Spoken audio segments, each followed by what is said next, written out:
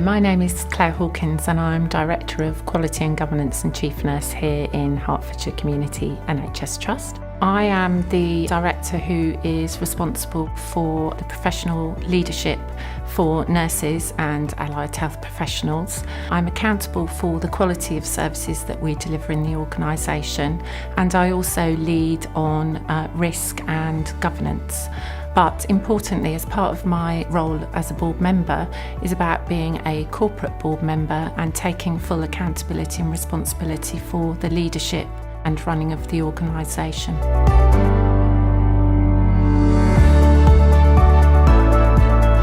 The early years I had in this organisation, we really didn't spend very much time as a board together talking about what we needed to do from a developmental perspective.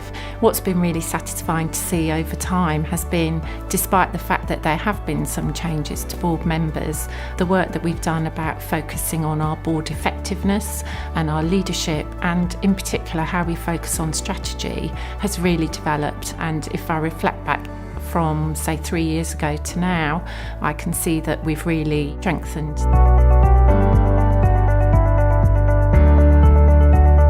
After we completed the Board 360, we talked about how we should share our experience with the rest of our colleagues working in the Trust. Again, because we wanted to model that as individuals and as a board, we were open to seeking feedback, using it and sharing it. So there was a general communication that went out to all of the staff to let them know that we'd taken part in this process, to tell them about the key learning that came out of that.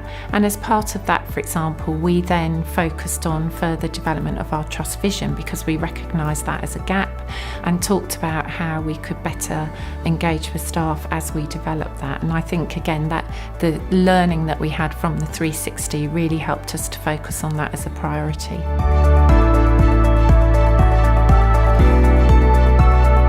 I'd recommend that boards considered using the 360 tool together, because I think it does bring a very different perspective to the learning that you get from the individual 360 appraisal. I think we tend not to spend a lot of time thinking about the dynamic of a group of people coming together to lead an organisation, and I think it allows not just the participation in the process, which means you spend more time together, but some thinking time about really the behaviours within the board. I think it can help with the talent mapping and success planning for the future.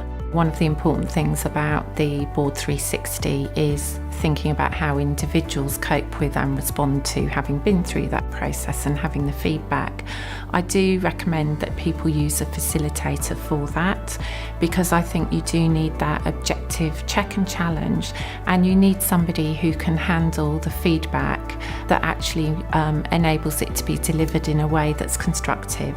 And potentially for some boards, people may not be skilled enough to actually manage that when the feedback is about themselves or how we sort of work together.